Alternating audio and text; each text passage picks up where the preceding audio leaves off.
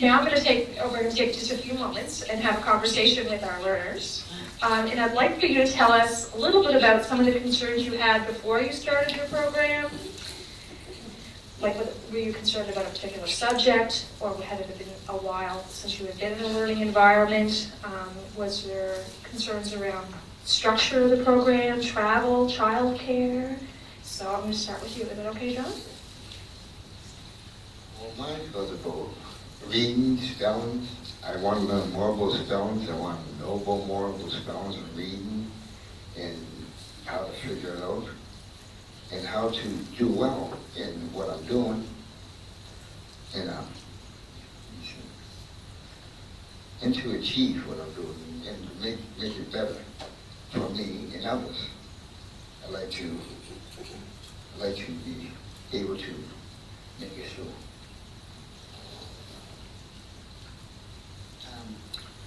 I had to resign myself for just so much, right, to how much time we had. But my first concern was finding safe and affordable housing. Someone that understood the fact that I had been diagnosed with PTSD, which is post-traumatic stress syndrome, and that it was from childhood trauma, and that I also had a PTSD dog, that most people didn't understand what they were when I got them. Now, when I would call and I'd say, "Do you take animals?" they would say, "Why? Are you blind or something?" You know, when I told them it was a medical dog, and most people didn't understand. I went to the Women in Transitional Housing, which is put on through the Y. They were wonderful. They let me stay there an extra year while I went to school, but it took me a long time to find that out. My other concern was funding for when I went to school. It took me 2 years to get the funding for school. Now, it didn't take me that long to get to, when I first started to go to Friendship Center, I knew that I was going to need maths and sciences. I'd already decided what I wanted to do, but I wanted to make sure that I didn't put too much on myself because I'm also a recovering person, and I know that to put too much on my shoulders would cause me to probably relapse and then not be in school again. So I left school at 14. I was afraid. I didn't have to relearn study skills because I never knew them. I never knew studies. I never stuck around long enough to know them. I had left school, and then I fought with addictions for many, many years, and it was like, do I have any brain cells left? Can I still learn? Those type of things. There was a lot of stuff, you know, so there was a lot. For me, it was just easier to take one thing at a time. I got my housing, and then I went to the Friendship Center, and I talked to, again, Chuck Scott wasn't teaching at me at that time, to do my maths and sciences because I knew those were the two things I might have issues with. I was more afraid of those. The other things I really didn't care. If I got them, I got them. But I knew I needed maths and sciences for what I wanted to do more. But I also knew I did have to take 4 subjects. So I did take the other 2, and I did okay with them. So I got that done. And like he said, like Scott said, at the Friendship Center, there's a lot of stuff there. So I could have a drug counselor right here on site for my hard days. The people looked like me there. There was a thing that made me feel comfortable. The surroundings was comfortable, it was gentle, it was all of those things. So, yeah. But my first concern was affordable housing, and second was finding someone that understood about my PTSD, or that would take the time to understand it. And just exactly like when I say to my teacher, I need to leave, then they have to, for them to understand I need to leave. I need to go out and walk around and come back, no disrespect to you, but right now you're going to be wasting both of our times if you don't listen to me, because now you're starting to sound like Charlie Brown's teacher, womp, womp, womp. And I have to get out of here. I have to go. So, and they were able to do that. They were able to hear that, and that's, that was a great thing. Oh, I guess we're going back to it right here. So the same basic question, I guess, to the people who support the learners is what kind of challenges do the majority of your learners come in with, and how do you help them through those or negotiate those systems? Well, just as Debra was saying, is that it's a lot of there's just so many issues that people have come in with, and trying to get them well, it's the affordable housing, the transportation, the child care, and they're not even coming back to learn yet. And then dealing with concurrent disorders, the mental health and addictions issues, because so many things can trigger them to do that, basically to go back to using again, especially stress. And all these things, all these new things are very difficult to deal with for someone in a new situation. However, and basically the biggest one is staying sober or abstinent from drugs, alcohol, or gambling. Is trying to help them do that has been what I see the most of because of where I work. However, with some of my learning is the most important thing, two things for people to stay sober or abstinent are meaningful relationships, which is their teachers, other support people, family, and then also meaningful employment. When I say employment too, I'm not saying it's basically if they're volunteering or if they're going back to school, that is their job at that point in time. And with those two things that they say that they're sometimes the two most important things to help someone stay in recovery and then follow their dreams. So some of the common challenges at the Friendship Center, first I'll just mention, like Debbie said, people there looked like her, and it was inviting and sort of a nice cocoon of a place to be. Should make it clear that the Friendship Center is there to serve the interests of and the needs of urban Aboriginal population. But it is also by charter an intercultural center, which means the doors are open to everyone. And we do, like in our classes, we have people from the Sudan who are new Canadians. We have, the occasional white person. A lot of people, we don't get a stream of black people coming into the Friendship Center because there are services that are designed for that community just down the street. But we do get a mix of people. And, but with the challenges, and I said that because I don't want to mean that these challenges are specific to the Aboriginal population. They are specific to our adult learners that sort of cross a lot of lines. But they're that toxic cocktail of generational poverty, generational underemployment, often addictions, often a history of or current involvement with the justice system. Often a sense of, if not hopelessness, a kind of a directionlessness. There's been a lack of guidance or a lack of advocacy or mentoring or whatever it might have taken for people to develop a strong sense of themselves and where they want to go. And so, before you get to the ABCs, there's a lot of other stuff that needs to be kind of packed into place or unpacked and kind of looked at. And we're fortunate at the Friendship Center, I know this is getting into the next question, but you did it. Because we get a multi-service organization, so we do have a drug counselor in-house. We do have training and a really extensive training and employability services in-house. And we've got elders that are available to people. So there's a kind of a wide range of stuff that's available without having to even leave the building.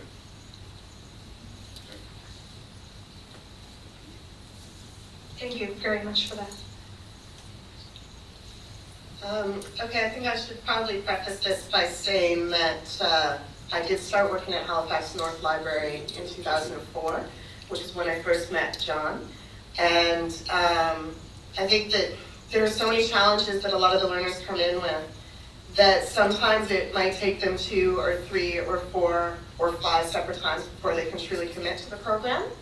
And so when I first met John, he'd been in the program with a coordinator before me, and I set him up with a tutor, and she was great, and they got along well, but John didn't have a phone at that time, and so he disappeared for 3 weeks, and I didn't have any way to contact him, and I didn't know where he was, and then he came back, and by the time he came back, I couldn't set him up with that tutor anymore, so I just put him back on the wait list, and off and on, I wasn't able to match him up, because when I'm working with volunteer tutors, they're giving their own time, and if their learners don't show up, they just leave the program entirely, and then we have a problem because then we don't have enough volunteer tutors in our program. This past year, John's attendance has been 100%. He has not missed one session in the entire year. He's our true success story. And I think that you know, I have a lot of learners, I've had learners come in and within 5 minutes of meeting me are crying in my office. They've had really hard lives, far harder than I've had. And you know, I've come from a relatively privileged position. Dealing with drug addictions, dealing with mental illness, dealing with learning disabilities, falling through the cracks of the school system. So one of the largest things is just having them show up is amazing. Having them show up consistently is incredible. But yeah, and I think probably the biggest challenge that I face is once they're working with a tutor is low self-esteem. So it can be really hard for them to believe that they can learn things and that they're intelligent and worthy. And that's where one-on-one tutoring is really great, is they can really develop an excellent rapport with the tutor, and it's really very personal. But yeah, so certainly that sometimes I think as a tutor and as a coordinator, you need to not be judgmental. And if it takes somebody 5 separate times to actually commit to the program, then that's fine. That's how long it sometimes has to take. Thank you very much. Probably start to hear a few themes running through. I think pretty much all 3 support people talked about a variety of challenges that our students come into our classes with. Not news to us. You probably know that already. What I would like to know, and I'm sure some of you are wondering, are what was that moment when you decided you wanted to return to learning, and what brought that on? John, do you remember? What brought it on for me was I see my life going, and I didn't want to leave my life like that. I didn't want to be a drug addict all my life, or I'm schizophrenic too. And that was in my way too, because like being a drug addict, being schizophrenic, it puts your mind other places. So therefore, you're doing the drug, and then your mind is here and trying to get off, and your mind says, no, do it because it's good to do. So then I come to the conclusion, it's no good because where am I getting at? I'm not getting nowhere. The only place I'm getting is back to where I am. The same old spot, running around, chasing everybody, people chasing you, people asking you questions, people arguing with you, fighting with you, beating you up. And then another thing was, my family, they didn't want me no more because I was pulling them down. So I figured, it's time to let go. It was a struggle, yes, it was indeed. Indeed, it was a struggle because I tried. Every time I tried, it was like somebody was there to bring me down. Hey, you coming?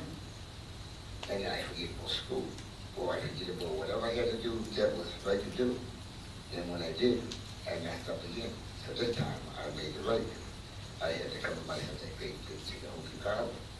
God, give me the strength, the power to overdo these people, to let me know that it's not right for me to do. He gives me what I am. God bless you. Thank you very much. Debra, same question. Do you have a moment? I know you have a few. I have a few moments. I have like 15 moments. Okay? 16 now. But to be honest with you, I think for mine it was my grandchildren starting to say, I can't, I don't want to. You know, and I think I thought, I don't want the same life for my grandbabies as for me. You know, and I don't want them to feel like they can't.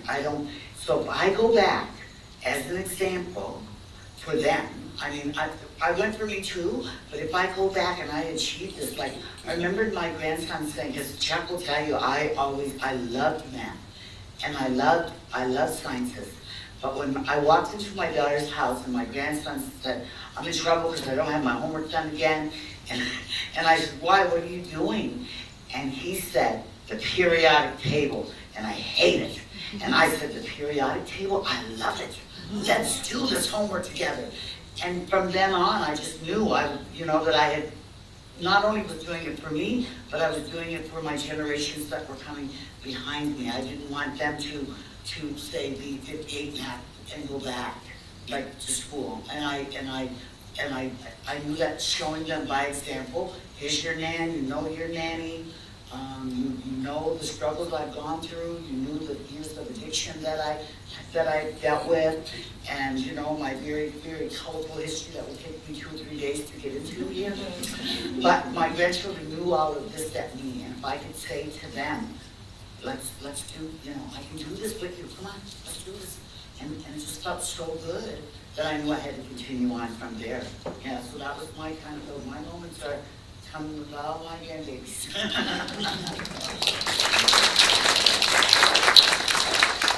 I want to follow up something on John said, and that's the people who surrounded him and the support systems that either brought him up or sometimes dragged you down. At what point, was there a point, I guess, for you, John, that you said, I have to distance myself from people who aren't supporting me? There was, Sorry. It's just like a conversation for a moment, sorry. Yeah, it was because I had to distance, like Debbie said, and I mentioned that my family, my son, and which I did what I could for him. I didn't do what our family was supposed to do as I was young, because I was an addict. And I couldn't because all I thought about is the drug. But yeah, I couldn't deal with it no more because it was nothing there. The only thing was they'll take my money and start. I had no place to go. You go to their house, they're going to tell you, you got something? If you got nothing, you don't want you in. And if you didn't have what he wanted, or $1, or a place for them to go, or you wasn't part of the system. So that's what made me clear away from it, because there was nothing there no more. The only thing was just heartache, and then your family or people like you didn't want to do it, because as a young lady, you couldn't trust me, because of like, well, not me specifically, but I mean, people will take something off your table, selling this here, that here, drink of water, whatever they get your hands on to sell to get that drug. And it made me feel that that's not me. I was always a nice, honest guy. I was always helpful. I was always caring for somebody. I always helped somebody. I always did for somebody. And people came to me to give me support. And they said, John, this ain't you. You're a good guy. You help people. You do this. You don't steal. You don't rob. You don't do this. So I had in my mind that, oh, yeah, that's all right. It took time for me to think that, because that drug is powerful. That drug is powerful than anything on earth, except for God. God is the trigger. I mean, God is the trigger now. God is the one that'll put you right. If you listen to him and you understand him, when he's there talking to you, and you say, yes, he's the one to help, he's the one to pull me through. I pray for him every night. God take me out to the drug. Down the south end at this church called South Spring Garden Road, St. Mary's. St. Mary's, and I used to go there every day. I found money. I was still doing the dope. I found money, and so something said, I come down to that church and I sit there, and then I used to go there and sleep when I had no place to sleep. So I go there, I go home all night, but nobody would let me in the house. I knocked on the door, he closed the doors, put the bodies down. There was 3 days out there too. I stayed out there for 17 days, 17 years in the cold. And ask me how I made it. I don't know. Man, about it. I prayed him, God help me, please. He helped me. He made me go to the churches, sleep in the churches, and went to every church I didn't go to just to get comfort, to see what was making me feel this way. And what was making me feel this way was everybody else did, so I figured, why not me? It was the wrong answer. But now I understand. There's no way to do it. You can't go that way. You gotta follow your own self. You can't follow the crowd. You follow the crowd, you get lost, and you get mixed up in it, and then you're gonna go a different way, and people are gonna hate you because that's the way it went. God bless you. Have a good day. Thank you. And I know we're representative of sort of Nova Scotia. And there's people here from other provinces as well, but we sort of see urban and rural issues. Sometimes the students that we represent or we support have different access to different services or supports. From the support people's perspective, how are the communities, I guess, different? Or what improvements can you see in the communities where you are in terms of supporting learners?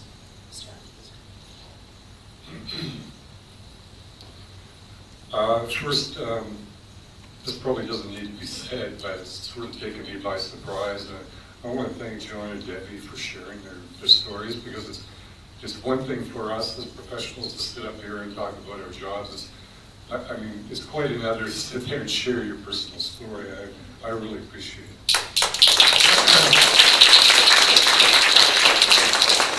What was the question?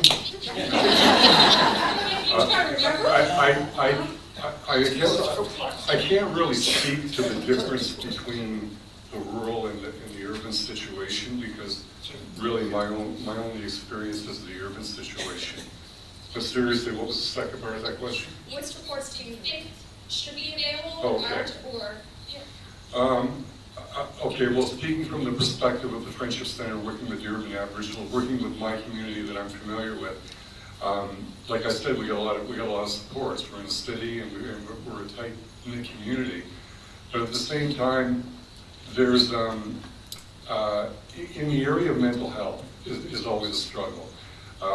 We've got addiction services kind of handled. We've got a lot of stuff at our disposal, but I've had a lot of clients, whether they're learners or whether they're through the justice side, who are in need of a counselor. And I don't care whether it's a psychotherapist or a psychologist or a transactional analysis, but they need something where they can work out their personal stuff. For a while there, we had a woman who was, luckily, a PhD in psychology, but also a traditional Mi'kmaq woman. So, remember her? Jean Fire? Yes. And she was a Musquodoboit. She used to come in a couple of days a week, and she would have appointments with clients, either in couples or singularly. And just amazing watching how people took to this. And we lost her. Like, she had some other stuff going on, and she's not available to us anymore. And it's hard because sometimes you can sort of identify what specific psychological or counseling needs somebody has, but they're not available free. You gotta pay. There are people I would love to be able to bring into the center to work with people in groups or one-on-one, but they're really expensive, and I can't figure out a way to make that happen. But I'd say mental health services in general need to be improved. That's nice intro. I know there actually is a provincial, because I agree, and there is a provincial initiative called CEHHA that's trying to get people in to see mental health and addiction services staff across the province, free of charge, and where it's not a wait list of 6 months to a year. Because basically 6 months to a year is like 6 years to a lot of people who are in recovery and are dealing with a lot of their mental health and addiction problems. So that is something I agree. We're trying to do that. We're trying to combat that.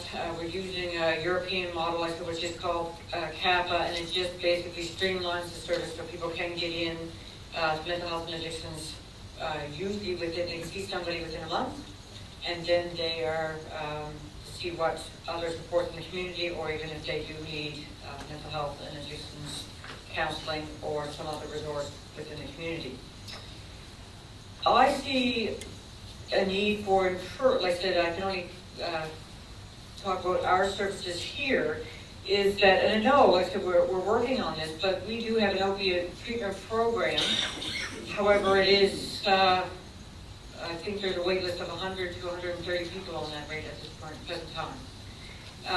Because some of the doctors won't take people on when they're on maintenance methadone.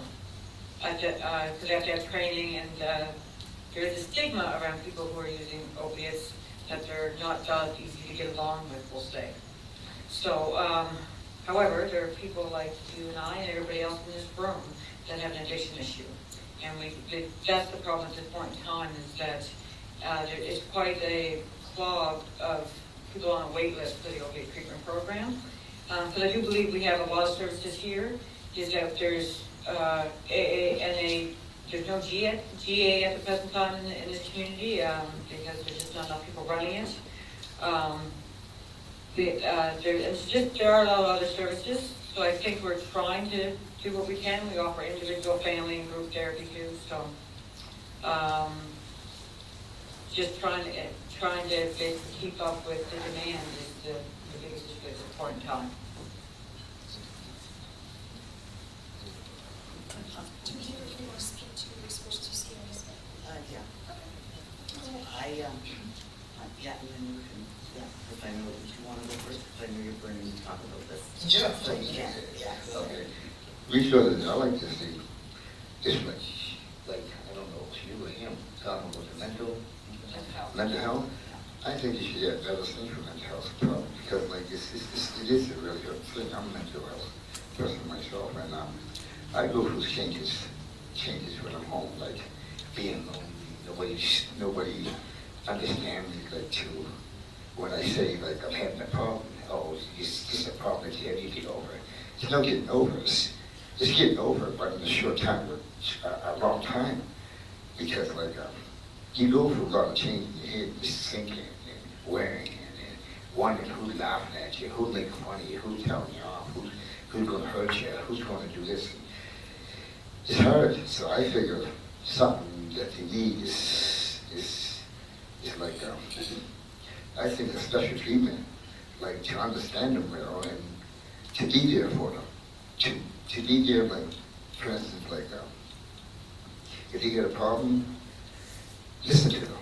Really listen to them. And if they get mad, let them sit in the corner for a minute until they get over it, because they'll get over it, because we all do. And it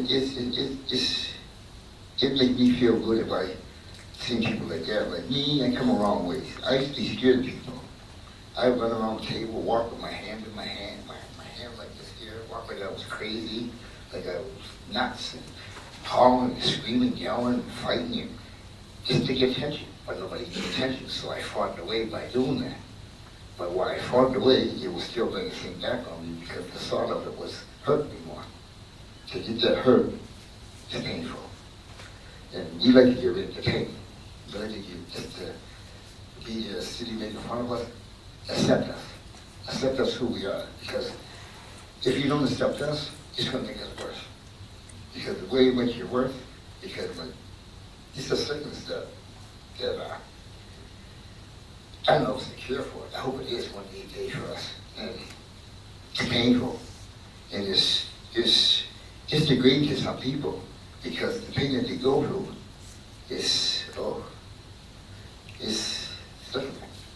And people that do go through that pain, some people are scared to face it, scared to tell people that I'm schizophrenic. I tell everybody I'm schizophrenic.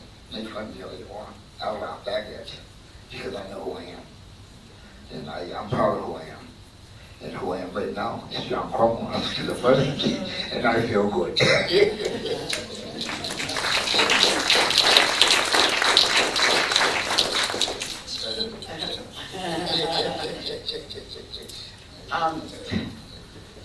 I think that there needs to be a lot more understanding of non-medication type therapy for people. I got misdiagnosed a lot when we first off. They didn't want to diagnose me at all because I was still using drugs. And so they thought everything that was going on with me was my own fault because I was an addict and I was putting myself in those situations. Okay? I didn't understand that I was self-medicating for a very long time. I didn't know what that meant to self-medicate because most of the drugs that they would want to give me because they said I was they wanted to put me on antidepressants and then it was something else, I don't know, but until they decided, okay, the PTSD, but they told me that I had to be clean for 6 months before I could even go to see a therapist. How can I stay clean for 6 months if I don't have anybody to talk to? People could not, I was trying to make them understand that.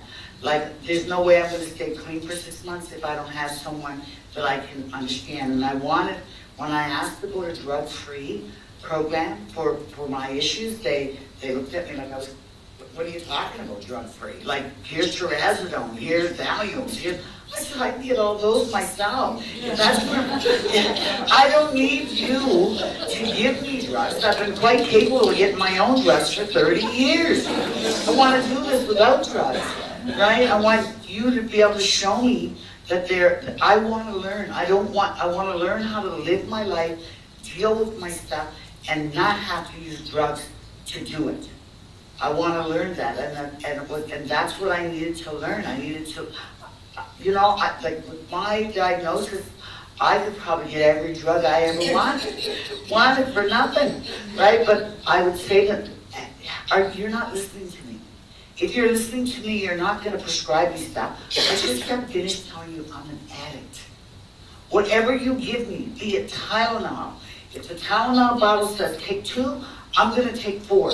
That's my personality because I figure I have more, my brain tells me that I have more, what would be that word, more tolerance than everyone else. My brain tells me that, like again, one of the old addict things, if 2 work, 4 is going to work better. My brain tells me these things. So when I tell you that I'm an addict, when I reveal that, then respect that and know that I know what I'm doing. I know what I'm saying to you. When I'm saying to you that all I need to come back to myself when I'm having an episode is to lay in the bed and put my arms around my dog and hug my dog, understand that. If that's what I'm telling you, I need more people to understand that I know what I need, but give me the opportunity to be able to tell you and don't just tell me you need. All my life people have always told me you need this and you need that. No one ever asked me what I needed. I'm not saying the people that I dealt with didn't try to help, because they did. I was a system kid. From the time I was 13, I left my parents' home at 13 because it wasn't a safe place to be. At that time we had truant officers, so I ended up here in this Nova Scotia School for Girls, which again was a crazy house. There was so much, there was a lot of abuse, there was a lot of stuff going on there. When I got out of that place, I wanted nothing to do with education, school, or anything. Nothing. Because to me, I went to an all-girls school for a little while with the itchy tunics and the teachers that beat you up and, made you always feel less than yourself. And then I went there, and that was even worse because we were told every day we were stupid.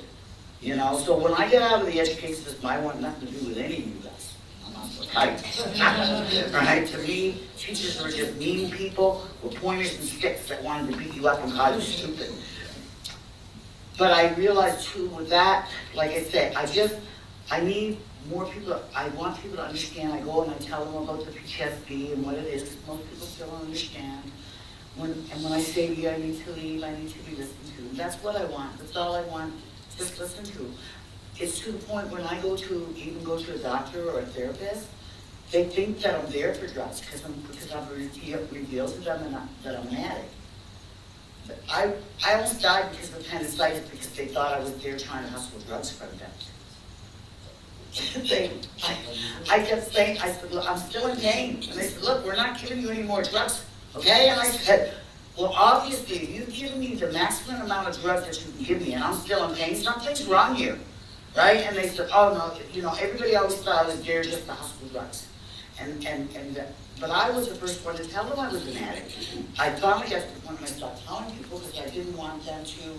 So then they would prescribe me stuff, not drugs that I wanted, but drugs that I could trade or sell to get my drug of choice. Right? Because other people like dimes and other people like stones and hams and stuff I never liked. But they were good trading things, right? Yeah, later on I did red flag myself for all that stuff. So right now I can't trade zones or thing or anything that ends with teams. That I don't bother with any. But I think what needs to be done is just listen. Listen to me. Education so people know what PTSD is, that know addictions, that know about trauma, so that we're comfortable in school. I got to tell you a quick little story. She's going to take me away soon. But when I could sit in my classroom, and Chuck will tell you because this is a really fun story, And I could say to my other students and my teachers, my co-students and my teachers, on your rainy days, just start loading. And they would, what do you mean? Like, you don't want to get wet, you don't want to go to, no, because I have to stop. This is part of my illness. I have to stop on my way to school and I have to pick up every worm and I have to put it back in the grass. That's part of my personality as a person. I love to not kill things, but it's also a thing because I'll get this thing where I think if we don't have any worms and the soil won't get aerated, we won't have grass, then the cows can't eat, and then if the cows can't eat, we're all gonna die. So I need to stop and I need to pick these worms up. I mean, eventually I'll have to start saying, okay, Deb, you know what, you can't save every worm in the world, so you gotta get going, you know? But when I was able to say that and no one ran in with white coats and stuck me in the arm with a needle and wrapped me in a blanket with a belt around it and carried me out to the Nova Scotia hospital, that felt good. Because I was in a place where people were educated and people were caring and people knew, right? So everybody wasn't ready just to stick me with a needle and cart me out because that happened to me, that I did go to the Nova Scotia hospital because of things that I would say. People know that's crazy. We need you to pick up worms. You know, we need you to, and the fact that, and people would dismiss me, I mean, to the point where you almost think you're crazy your own self. Because that's what people say to you so much, right? But yeah, but being in a place that's safe, being in a place where people are educated, that understand, you know, my type of mental illness, John's type of mental illness, and also addiction, so you're not afraid of us. So you don't think that we're gonna rob you and stick you in your neck with something, or, you know, or that, you know, this is what's important. And I have to say, I know there's gonna be a whole bunch more questions, so I'll wait, but I do want to say, I really thank all of you. I do thank all of you because you're here and you're listening. And that's important. So I need to say thank you. I need to say thank you, you guys, because this is what we need. This is what I do. Yeah. Somebody to hear us. I'm going to be selfish because I have the microphone. I want to know about your service dog, because technically people in the province of Nova Scotia who receive service dogs who have mental health conditions are very rare. There's probably only about 100 from one end of the province to the other. Some industries recognize them as service dogs, some homes, like you already spoke about the housing issues too. Could you talk about how that service dog came about and the changes that's had for you? I know I didn't script that question because I didn't know if it's service dog. Could you talk a little bit about that? Okay, I had heard about PTSD dogs. Once they decided that's what I had, because it kind of jumped all around.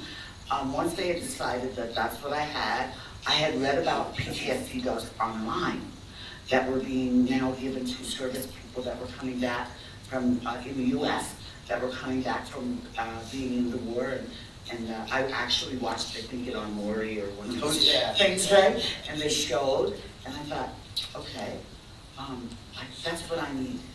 Because I love animals anyway, and I feel comfort with animals anyway. I need one of those. So then I went to work trying to find out how I could get this, how I could get it. My first dog, because I'm at my second dog now. I have first aid. I have to say that. They told me legally, if I have first aid and I don't say that. You don't want to use the first aid. They told me if I don't say that, I can get in trouble for it. So I have to announce it. I'm a first aider and I'll do it. Okay? No. But yeah, I knew in my heart this is what I needed. My brain told me, my heart told me, you need to get one of these dogs. So my first dog was trained. We went online to learn how to go to training. He didn't come to be trained. No, he didn't come to be trained. Actually, we did it, of course, because you train with them yourself personally, myself, and a person that just did dog training, but didn't really know a lot about PTSD dogs. But he read and he learned, because they don't really offer them here yet, except for some of the service people, okay? Because some of them will say, I can't get certified PTSD dog. Well, I don't know what the certification is, I just know that that's what my dog is and that's what he does. I know that there's paper you can get, which anybody could download and forward if I really wanted to, but it's not necessary for me. Okay? The second dog, again, we went to a PTS dog, it's called Helping Hands dog training, and they are now training PTSD dogs too. They will train dogs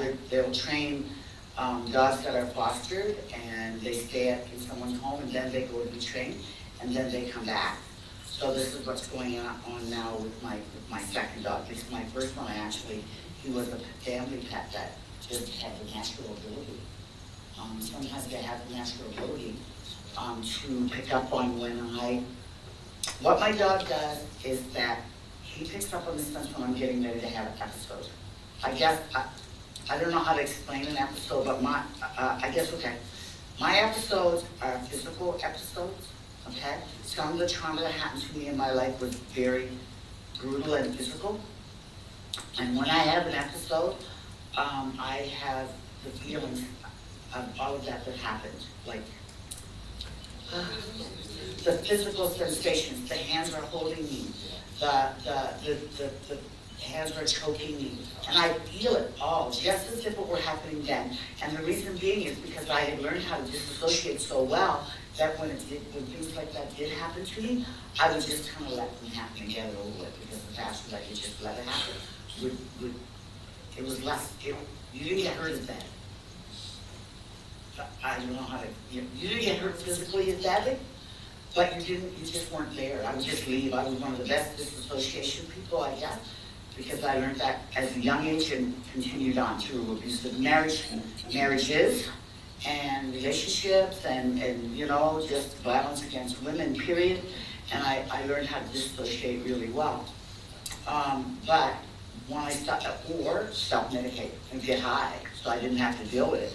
Once I decided I didn't want to stop medicating anymore, and then my dog would pick up on it. He feels it. I don't know how it's like if he gets a sensation. I guess like people that have epilepsy and they have epilepsy dogs, they get a sensation when they're getting ready to have a seizure. Well, mine are not really a seizure, but I guess it would be kind of the same thing, but it's a physical episode. They feel your anxiety. Yeah, they feel my anxiety, and he knows what to do. They kiss me. If my PTSD manifests itself in my depression, they will bounce on me until I leave. Come on, honey, let's go. Because I will go into a depression state where I won't get out of bed for weeks at a time. I will have a can opener and a box, a case of soup or a case of beans, and I will lay in my bed, and for that whole month, I will just open up a can and I'll eat, only because I have to. My bathroom is like 5 feet away, but I won't go to the bathroom, so that means I gotta get out of bed, so I'll have a bucket.